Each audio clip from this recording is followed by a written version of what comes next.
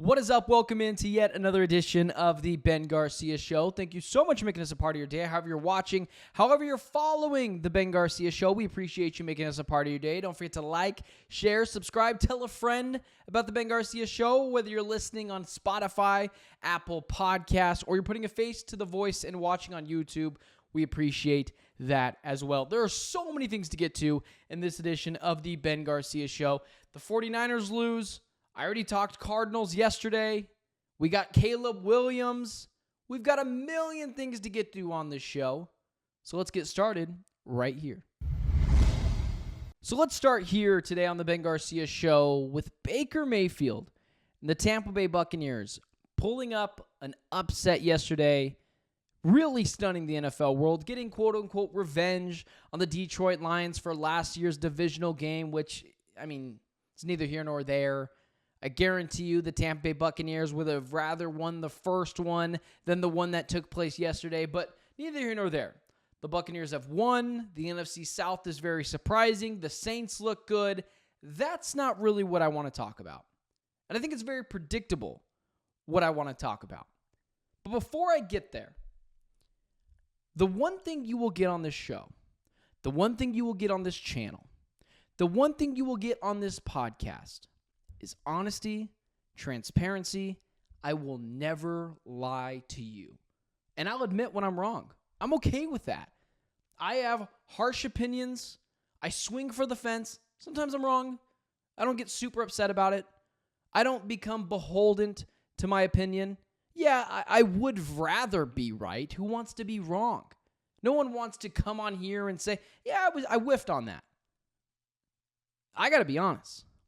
This Baker Mayfield thing, I was so wrong on Baker Mayfield.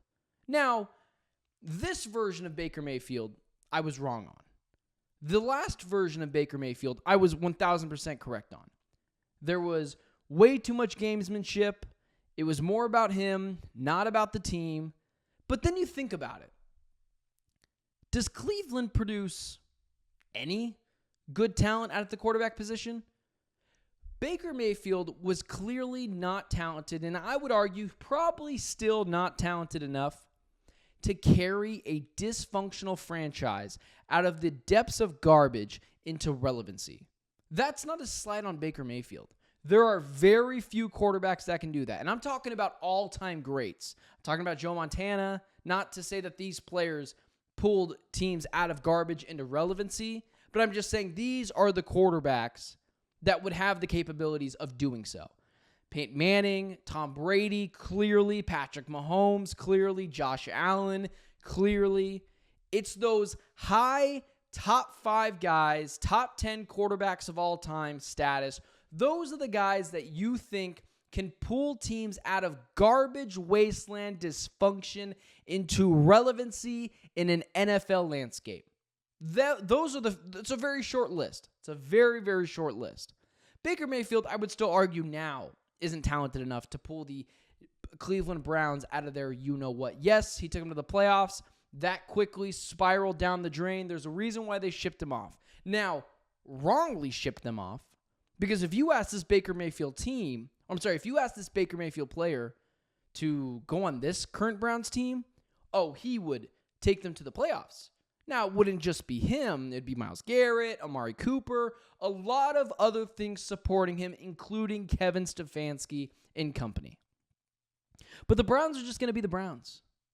The Browns took a guy with judgment, character issues, off-field issues, nonsense that I don't even want to get into that is so disgusting and profoundly awful, shipped him right into Cleveland, and shipped off the guy that, yes, I had issues with, clearly not anymore, but I had issues with the play and the showmanship, things that can be molded and can be crafted into a player like what the Tampa Bay Buccaneers have now. You want to talk about a team that has judgment issues? Imagine bringing Deshaun Watson in, even at the time, when he was still seen upon as an elite talent in the National Football League. The NFL and the quarterback position will always be about character. It will always be about leadership. Always, forever. That's never changing. Now, I don't think Baker Mayfield had character issues. I think it was just a little too much about him. And you could argue, Baker Mayfield needed to get knocked down a step. He needed to go to Los Angeles and get kind of figured out by Sean McVay and help retool and figure out how to hone in his craft.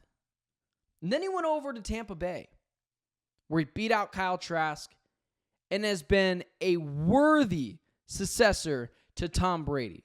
Yeah, I don't think the Tampa Bay Buccaneers are winning a Super Bowl anytime soon. But I've just got to be honest. Baker Mayfield might have the greatest career resurrection in NFL history. At the quarterback position, definitely. In the whole NFL, in the history of the NFL, just maybe. Because of the difficulty of the quarterback position. Because of what you were asking him from coming out of. Because you were asking him from being a backup in Los Angeles, from being the number 1 overall pick, from being a backup in Los Angeles, and then going over to the Tampa Bay Buccaneers, in which you forget he got beat out by Sam Darnold for the starting job in Carolina. The only player that I can relate Baker Mayfield to, and it's because it's very close to home here in Phoenix, Arizona, is Carson Palmer.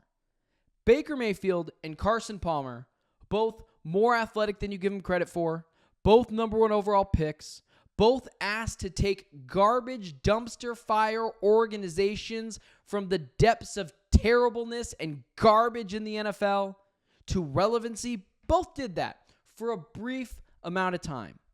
Both guys were shipped out. Baker Mayfield went over to the Panthers. Carson Palmer went over to the Raiders. It didn't work out. It took a little bit of time. And it took a stable-ish organization or a head coach that can help mold his craft into becoming a very productive NFL quarterback. I mean, if the MVP, and I understand it's just 2 weeks, but if the MVP was held today, Baker Mayfield would win it. Now, it's 2 weeks. You don't want to get insane. But the career resurrection of Baker Mayfield should be studied. This doesn't happen. For every Geno Smith career resurrection and Baker Mayfield career resurrection, there's 1,000 other guys that never made it out of the quarterback graveyard. And Baker Mayfield did it. And very similar to Carson Palmer is carving out a very nice career for himself. Carson Palmer is not a Hall of Famer, but he's pretty freaking close to being one. And Baker Mayfield, with all these weapons and understanding something that a lot of quarterbacks don't understand, the limitations to his own game and not taking all the money for himself and allowing it to be spread around so that he can still be seen as a very good quarterback in the NFL, to allow him to have the weapons he needs to allow the Tampa Bay Buccaneers to continue to be relevant. That takes real awareness that a lot of quarterbacks in the NFL just don't have. And it takes a lot, and it says a lot about the character of Baker Mayfield for coming back from the quarterback graveyard, from being the number 1 overall pick, from being told his entire life how amazing he is at football. At one point, when he got knocked all the way down, looked in the mirror and said, "How do I fix this?" And he fixed it. And it's very similar to the Carson Palmer career resurrection arc. Both number 1 overall picks, both asked to take garbage organizations and bring them up to relevancy, take them to the playoffs, get shipped off to a team that doesn't know how to use them, the Oakland Raiders at the time, and then the Carolina Panthers. Then they end up with organizations and coaches that can help figure out and manufacture their craft to the best of their abilities in the Arizona Cardinals and the Tampa Bay Buccaneers. It's something you really don't see a lot of. Even the Geno Smith thing. Geno has resurrected his career, but if you could have Baker Mayfield or Geno Smith right now, who are you taking? It's not close. And it just says a lot about the character of Baker Mayfield. And I was wrong on him. At one point, I told the guy he should retire because no one's going to want him as a backup because you don't want your backup quarterback to be more famous than the starting quarterback. And that was the case with Baker Mayfield, who was on a commercial every 5 minutes when he was in his heyday in the NFL. I was wrong, and I'm okay with being wrong because the story is so fun to follow. And although I was wrong about Baker Mayfield, I am 1,000% rooting for him. In the last segment, I talked about how wrong I was on Baker Mayfield. But before I jump into this Minnesota Vikings, San Francisco 49ers thing, I just want to say, although the Ben Garcia Show did not exist at this time, I had told everyone that I thought Sam Darnold was going to be the next big thing. I'm well aware Sam Darnold's not going to be a top 10 quarterback in this league. But I was not wrong. The guy can absolutely play. I'm just looking at some of his stats. 268 yards, 2 touchdowns, 1 pick, and throws a 99-yard touchdown on a dime to Justin Jefferson. That's not what I'm talking about on this edition of the Ben Garcia Show, on this segment of the Ben Garcia Show. I want to focus on the losing end. The San Francisco 49ers. At the beginning of the year, I made a very bold prediction. That's what you'll get on this channel. I'm not going to cookie cutter it. I'm going to tell you what I think. And if I'm wrong, just like in the last segment talking about Baker Mayfield, I'll tell you I was wrong. I have no issues with that. But I said at the beginning of the year, the San Francisco 49ers and the Cincinnati Bengals, this was a segment, a subject in which you had to pick one team from the NFC and one team from the AFC. And you had to pick 2 teams, one from each side, that the entire public loves this year, that you're fading. That was the subject. That was the segment. And the 2 teams I picked, San Francisco 49ers, Cincinnati Bengals.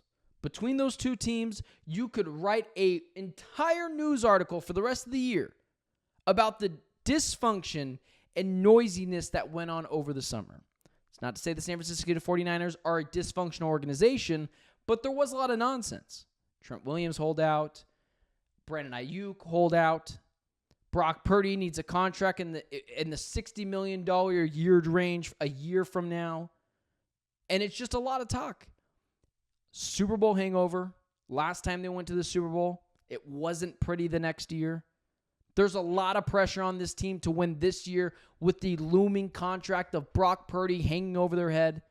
And then similarly on the Cincinnati Bengals, T. Higgins extension, Joe Burrow had another injury last year. We're not so sure what's going to happen if he gets injured once again. Jamar Chase, contract concerns. We saw this week that he's not even going to negotiate a contract with them for the rest of the season, so he'll be there, but he's not exactly fond of the organization at the moment. And this is exactly why the San Francisco 49ers and Cincinnati Bengals are 1-3. There was too much dysfunction. There was too much noise. I had mentioned I wouldn't have paid Brandon Ayuk as much money as he got. I would have allocated that money all to Trent Williams and saved up my pennies for the Brock Purdy day. But this is a clear concern for the San Francisco 49ers. Brock Purdy wasn't great. He was outdueled once again by a quarterback that everyone tells me he's superior to. I mean, he's been outplayed by Kirk Cousins on Monday Night Football. He's been outplayed by P.J. Walker of the Cleveland Browns last year. He's been outplayed at this point by Sam Darnold. Brock Purdy is not a top 8 guy. He's closer to the 12th best quarterback in the league than he is the 5th best quarterback in the league. That's just who Brock Purdy is. And without Christian McCaffrey, who we learn is going on IR for the next 4 weeks, which is, by the way, the 1,000% correct decision so that you can have him fresh down the stretch for a San Francisco 49ers team that I still think is going to make the playoffs, just is going to be worse than most people think. It's going to be tough sledding. The identity of the San Francisco 49ers team, to everyone that watched and wasn't a fanboy of the 49ers, this is not breaking news. Everyone knew this already. The identity of the San Francisco 49ers has always been predicated on the run game and has always been predicated on Christian McCaffrey. And you saw that. And now you have issues with the offensive line. Brock Purdy was sacked 6 times in this game. And I hate to break it to 49ers fans. Brock Purdy is not that guy to the level or to the extent of like a Joe Burrow who could get sacked 9 times in a playoff game and still win. Brock Purdy is not bad. Anyone that says he's a terrible quarterback has no idea what they're talking about. But he's not going to carry this organization. And as you see players get injured or dysfunction and nonsense in the locker room, Brandon Ayuk not showing up for training camp, and now you can see the timing is all off. He hasn't been great to start the season. They're having to lean on Deebo Samuel more than they would like. Christian McCaffrey's gone. It's just too many moving parts. I'm not saying the season's over for the San Francisco 49ers, but I'm doubling down on my take at the beginning of the season that their chance to win the Super Bowl was last season. It ain't this year. Let me say that again. I'm doubling down on my take that I said prior to the season that the 49ers' chance to win a Super Bowl, their last chance to win a Super Bowl, was last year. It ain't this year. The San Francisco 49ers will not be going to the Super Bowl this year. Who knows? They might still make a deep playoff run, but there's too much nonsense in this organization. A Super Bowl hangover is a real deal. Having to climb to the top of the mountain once again after you fell off again to the same team is mentally exhausting. The cloud over their head of the Brock Purdy looming extension that will likely reach the $60 million range is clearly hanging over this front office head. The offensive line, 6 sacks given up against the Minnesota Vikings. It's not great. The defense still has holes in it. The defense still isn't very good. They brought in a new defensive coordinator. It's not changing anything. They have issues. Guys are getting injured. Christian McCaffrey has been injured. Ricky Pearsall, before he got shot, was injured. Brandon Ayuk, not injured, contract concerns. Trent Williams, contract concerns. It was just too much. It was always just too much for a team to overcome. Any team to overcome. Now listen, the season's not over, and opinions can change, and the San Francisco 49ers could get better. But you have to just be honest with yourself. After all these things continue to pile up, it's just hard for one team to overcome. And it's why they will not make the Super Bowl this year. It's why they're not, in my opinion, the legitimate best Super Bowl contender in the NFC. The Eagles look better to this point of the season, prior to Monday Night Football. The Lions, even though they lost to the Buccaneers, I think they have a lot of weapons. The Saints are better than everyone imagined. They can push you around all over the field. The San Francisco 49ers are not going to represent this team in the Super Bowl. Their best chance to win a championship was clearly last season. And Brock Purdy is clearly not talented enough to carry a team when he's missing one or two of his key star pieces. When the Avengers aren't together on the 49ers, they're just not the same. And the identity of this team has always been rooted in Christian McCaffrey and predicated on the run game and not Brock Purdy's arm. And it's why it's just been a hodgepodge of nonsense for the San Francisco 49ers. And that's why they lost yesterday to the inferior quarterback of Sam Darnold and to the inferior team of Minnesota Vikings for a second straight year. And I know even at this point it's going to sound crazy because the Niners will figure it out. The 49ers, doubling down again on this take, are going to be worse than you've imagined, not better. And we saw that on Sunday. And I believe we'll continue to see it for the rest of the season.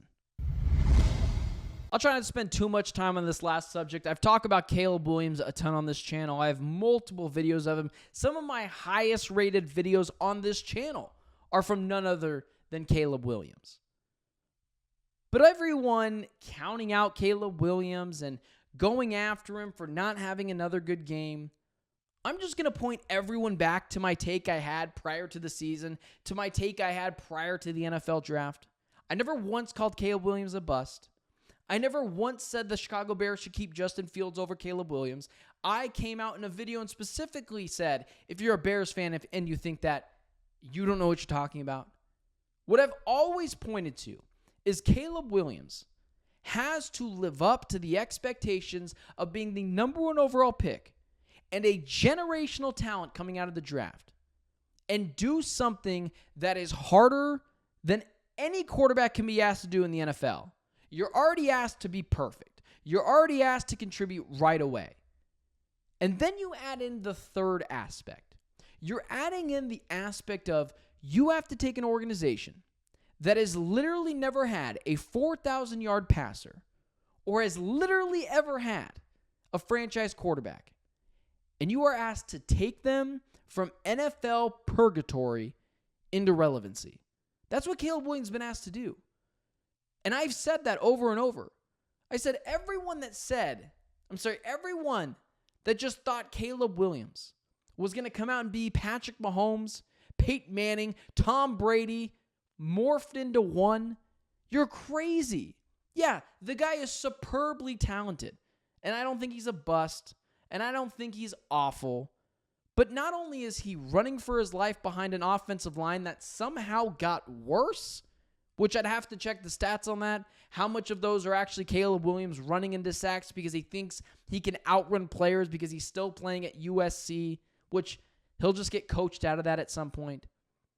But there's so many issues with the Chicago Bears than just Caleb Williams. He's not a bust. He's not bad. He's superbly talented. And I have zero doubts in my mind that the talent is there enough for him to at least be an average NFL quarterback. That's how talented he is. But you're asking Caleb, with a defensive head coach, with a organization that has never had a 4,000-yard passer, with an organization who has never had a franchise quarterback and has literally ruined every other quarterback that has came before Caleb Williams, you're asking him to now rise above all that. If you thought there weren't going to be speed bumps in this, that's a you issue. If you are out on Caleb Williams because of two, call it what it was, miserable performances, that's a you issue. It's not a Caleb Williams issue. Caleb Williams is superbly talented. The problem in the Caleb Williams experience is not his play, is not his performance. If you didn't think even someone as generationally talented as Caleb Williams wasn't going to have growing pains, that's on you. The issue with the Caleb Williams thing has always been the expectations. Everyone expected him to have the elusiveness of Lamar Jackson, with the arm of Patrick Mahomes, with the football brains of Tom Brady and Peyton Manning. That was never going to happen. Peyton Manning struggled his rookie year. No one comes in right away and dominates the league. Patrick Mahomes sat a year. Aaron Rodgers sat multiple years. Pretty much every number 1 overall pick has had an up and down rookie year. Pretty much every number 1 overall pick is taken by surprise by how fast and how intense and how insane the NFL is. So the problem isn't with Caleb Williams, who I have been highly critical of. Not for his play, not for his ability to be one of the most electric quarterbacks I have ever seen. My issue with Caleb Williams has always been the emotional aspect, and I will continue to say that until I am blue in the face. Caleb Williams is a different guy. I don't care that he paints his nails. I don't care that he does things differently, but he's different. And whatever, I think it'll work. I think he'll be perfectly fine with any way that he wants to trailblaze his way in the NFL. But he's different. He paints his nails. He cries in the stands after a couple losses. He's a little emotional. Nothing wrong with being emotional, but he's a little emotional. Those things are just a little different from a position at the quarterback position that we've asked to be alpha male leadership qualities day in and day out. That's what we've asked of our quarterbacks in the NFL. And what he's doing is a little different.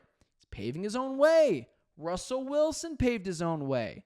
That's just what happens. I think it's going to work.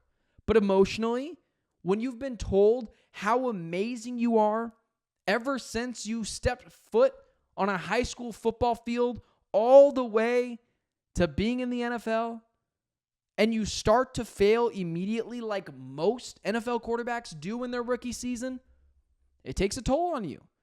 And instead of winning games because of you, they're losing games because of you. Caleb Williams has an incredibly tough uphill battle to fight. He's not just living up to the expectations of being the number 1 overall pick, of being seen as a generational talent. He's not just living up to those expectations. He's also having to supersede and exceed the garbage that has been the Chicago Bears quarterback situation in its entirety and its existence. They've never had a 4,000-yard passer. They've never had a franchise quarterback, and he has to exceed above all of that. The problem with the Caleb Williams experience is not Caleb Williams' play. Yeah, emotionally I have questions, and I didn't like that he was pouting on the bench. I didn't like that he had his head down most of the time. I didn't like that he wasn't riling the troops most of the game. But he's young. I'm not going to kill him for that. And he was thrown on the ground 18 million times last night. I wouldn't be too happy either. It's hard to deal with all those things at once and then bring the team together when you're PO'd at them yourself. The issue has always been the expectations for Caleb Williams. Because no matter how many times, pre-draft, pre-NFL season, no matter how many times I said, maybe we should just slow down, just a little bit. Before I said, 2 weeks before the NFL season, Caleb Williams had an insane run for a touchdown in the preseason against second and third stringers at home against the Bengals, and it was fun and it was electric and cool. And I said, you can't take anything from the preseason. Nothing. Bo Nix was Peyton Manning in the preseason, and now he's Bo Nix in the regular season. He hasn't been very good. Another prediction I was right on, by the way. A guy that I don't think that can play. Caleb Williams, everyone had said, oh, this guy is going to be awesome. He's going to be amazing right out the gate. Nick Wright has him in the Super Bowl. Other people have him in top 10 quarterback rankings for a guy that had never played a game in the NFL, had never really dealt with the snap and day-to-day consequences of being in the NFL. And I repeatedly said, wait a second. Yeah, I think he's going to be good too. But he's a different guy. The NFL is really, really good, newsflash. And let's just relax on the expectations because you're setting yourself up for failure. Andrew Luck came into this league and immediately tore it up. Russell Wilson showed up to this league and immediately tore it up. Andrew Luck was superbly generationally talented. That lived up to be the truth until, the Colts allowed him to get his brains beaten out every single day, so he had to retire early.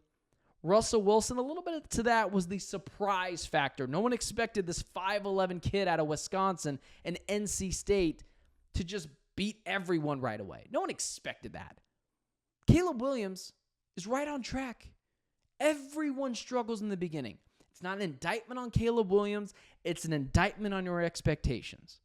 And it's why every single year, no matter what the quarterback is that comes out, I'm going to immediately say, okay, let's relax just a little bit on the craziness that is the Caleb Williams hype or whatever first overall pick comes out of the NFL draft. That's how I feel every time. And now you have people going too far the other direction. Oh, Caleb can't play. I was right. I was wrong about Caleb Williams. Newsflash. Texans defense is really good. It is. And you could just chop it up to Texans defense was really good. I saw a guy that I played video games with on Madden multiple times, Tony Jefferson of the the Los Angeles Chargers, incredibly good dude. He tweeted last night. A guy I know personally. He tweeted, there's just no one open. The Texans are doing a really good job. DeMeco Ryans is really smart. It could just come down to that. It could just come down to the Texans were just really good. Last week, first game of his NFL career. There's jitters, there's nerves. Marvin Harrison Jr. of the Arizona Cardinals, my beloved Arizona Cardinals, wasn't very good last week. This week was really good. The NFL is a week-to-week basis, and you just got to give the guy some time to simmer before we have large hearsay and crazy takes of he's really good or he's really, really bad. Just give it time. Let it marinate. And then we can form an actual opinion on Caleb Williams. Thanks so much for tuning into the Ben Garcia Show. Don't forget to like, share, subscribe. Tell a friend about the Ben Garcia Show. Appreciate you making us a part of your day. However you watch, however you follow, whether it's Spotify, Apple Podcasts, you're putting a name to the voice and you're watching on YouTube. Appreciate that as well. Don't forget to like, share, subscribe, tell a friend. I already told you to do all that, but I told you twice because I just forgot the first time. We appreciate it. Don't forget to continue to make Ben Garcia Show your first listen. And thank you so much for making us a part of your day. We appreciate it. And until next week, it's been the Ben Garcia Show.